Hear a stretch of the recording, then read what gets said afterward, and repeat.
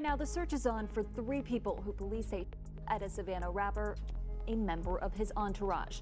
It happened in Los Angeles and cameras captured the aftermath. 4 men got out and started. It was very rapid. There was no stop. Word is spreading on social media that the 26-year-old man pronounced dead is a well-known Chicago rapper. This man, a passenger in that car, frantic at the sight. The judge in Lil Durk's case is demanding that he be dealt with, giving the prosecutors as much time as they need to gather as much evidence against him before it is made public. Over 230 gigabytes of digital evidence, including surveillance footage, audio and video recordings, and 20,000 pages of reports, are currently being processed for discovery.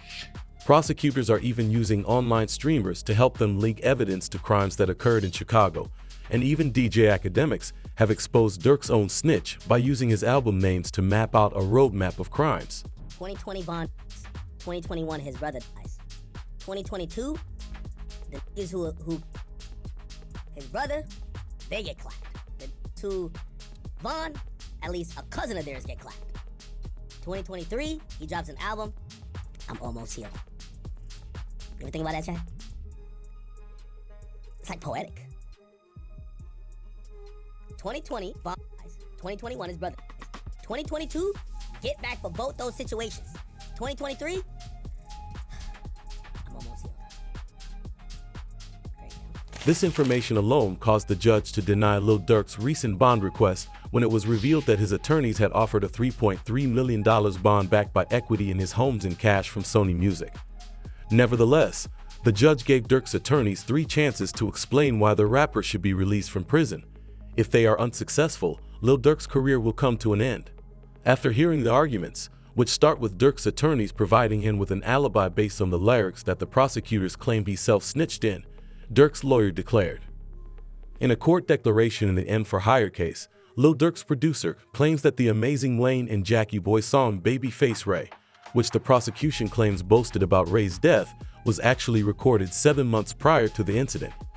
The court document included an attachment that showed the original project file being created and recorded before the crime even occurred, with the lyrics, "Look on the news and see your son screaming no no," as Quando Rondo was at the scene of the crime screaming no.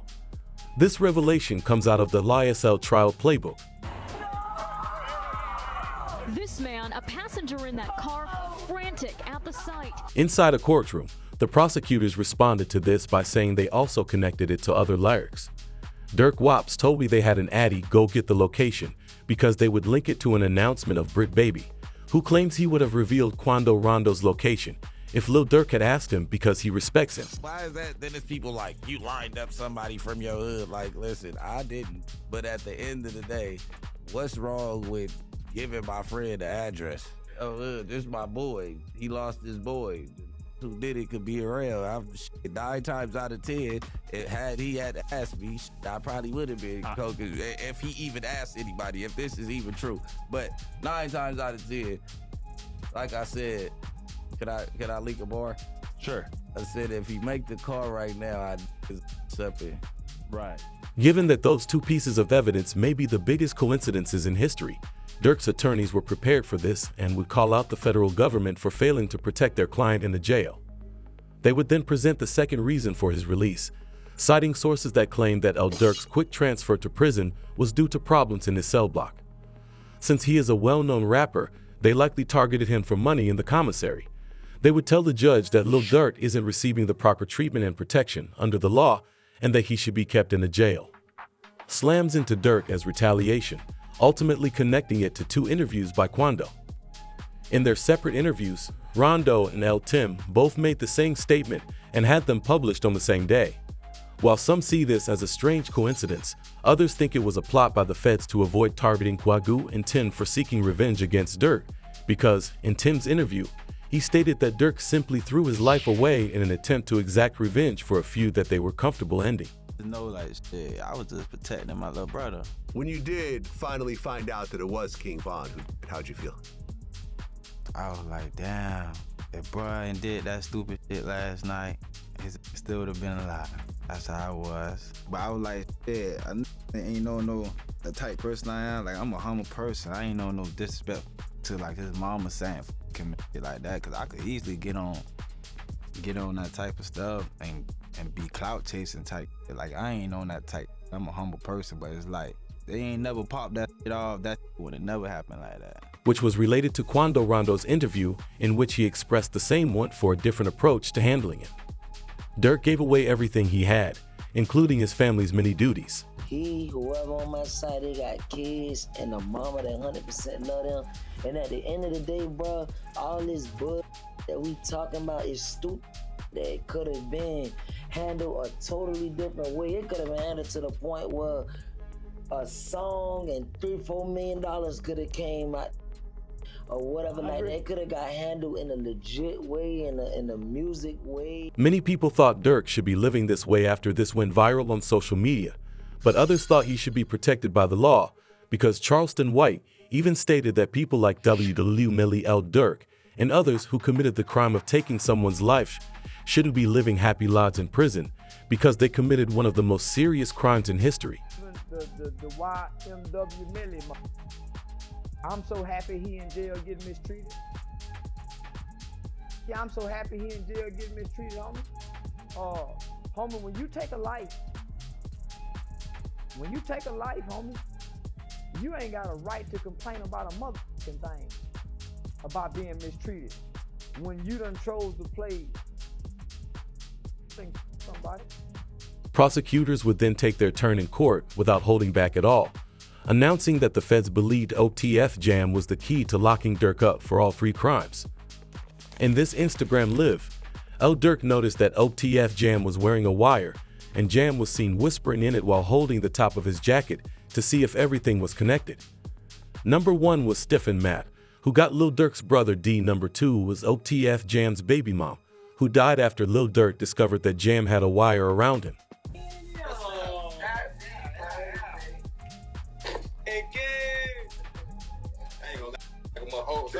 I ain't gonna lie, like back in the day. Oh, my. Oh, dang. Like back when you said. Oh, look, he took Check on your man, know what you got. Yeah. I ain't gonna lie, man. Hey, when I was growing up, I used to have an architect. What happened to dare? School trying to stop down. All that woofing on the net, it got your man. Metro! Alongside that evidence, the prosecutors also looked into other deaths that were tied to Durk. It was revealed that Durk is connected to a recently released dossier on a death in Chicago where he is accused of being responsible for Stephen Mack's death. The court documents would share 2 pieces of evidence, the first of which was an Instagram story in which Durk writes for D-Thing, aha, and was posted just 30 minutes after Stephen Mack's death. The second piece of evidence was an Instagram live story the next day in which Durk was seen laughing, suggesting that Mack was targeted as retaliation for the death of Durk's brother D on January 27, 2022.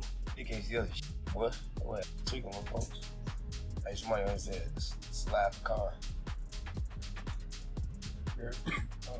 Somebody always said, slap a car. But the prosecutors weren't finished yet. They would also release a video clip of Brick Baby saying in public that you can't say Durk never slid for King Vol, because they had Lil Pap literally snitching on Durk in front of millions of people. After Lil Durk was recently arrested, Brick Baby was forced to respond to his previous interview, in which it appeared that he had snitched on Durk, drawing attention to his name from the federal government. But was this an attempted hit or You can't say that no more. Then they put you. Why? Like, who died? You can't say that no more. Oh, because of FBG Cash? Oh, who? Federal charges in California. Nah, because Lil Pop. So this is about the... Oh. What's that? But I'm just saying, they just say you can't say that no more. 2 of the OTF suspects, Didi and Bougie, were engaged in the passing of Lil Durk, and the first evidence the FBI ever discovered when they knew to investigate him was this video of King Von shopping for jewelry. Solitary stone. We just looked at him. Let's go over there. What up, bro? Boss, you good? My boy. Let's go. Good. They got real in here, man, because he just stepped in. The money man stepped in. Considering that they would spend every day with Vol, it is highly probable that they also desired retribution. This even led to rumors that OTF members would begin spying on one another and Durk in order to gain their freedom one day, which ultimately resulted in OTF Bizu attempting to soothe everyone. No one know what's going on, but them people that's in them courtrooms, man. For real, for real. Them be false accusations. Y'all don't even know what the be going on, for real. Y'all really be trying to play Inspector Gadget and all this. Y'all just be weird as hell. That's what I be talking about, man. Like, first y'all threw the jam rumors out there. Now y'all talking about money up next, gang. A snitch on what? Y'all don't even really know what's going on, for real. Some of my kids, y'all really just be running. And that's why I don't participate in nothing that got to do with nothing illegal. Because of you motherfuckers, y'all be trying to get them put under the jail. Nevertheless, the feds would put evidence into the courtroom that had absolutely no defense, and Durk himself would call to inform everyone that he was standing firm and refusing to enter protective custody, something he is not permitted to do using jail phones. I said, I know you're ready, but if you need anything, you know I got you.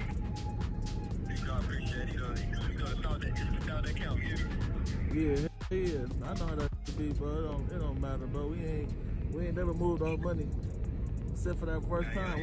Once it was that, it was that. Once it was like then, it was everything was history. I feel back to you saying, I came up here like, shit, where you from? What you got going? I been to you. Man, what?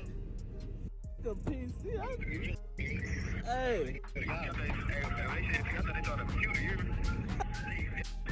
They be like, man, you know you, man, send me upstairs. Whatever it is, I got to have to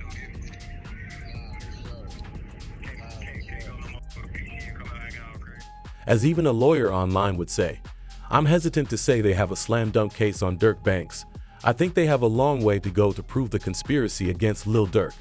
This is when Durk's attorneys would present the third reason for his release, telling the judge straight out that everything is a conspiracy against him and that there is no solid evidence that he was related to Lil PAB.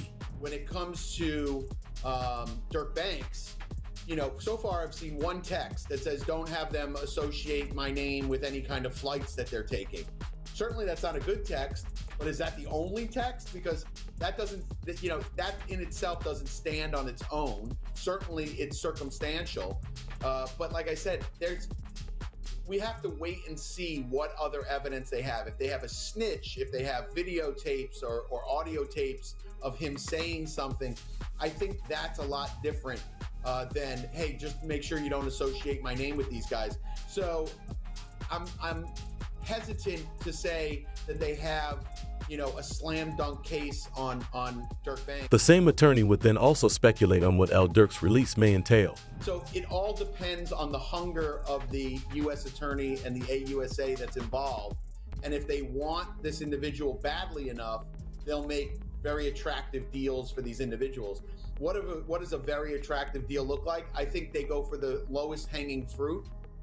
Whoever, you know, didn't actually guy, you know, maybe someone that was involved that didn't actually, or someone that, but it didn't hit, you know, they're going to have forensics. Yeah. So they'll take whoever is the least culpable, and I think that they'll approach him and make a deal with him, that'll be the most attractive. And if that guy doesn't make a deal, they'll move on to the next guy. So usually that's what happens, right? You go for the lowest hanging fruit first, the guy that you think will flip, the guy that didn't really have that much involvement. And I think what also is interesting with the indictment is it wasn't just money. They're like, oh, it could have been money or it could have been career advancement.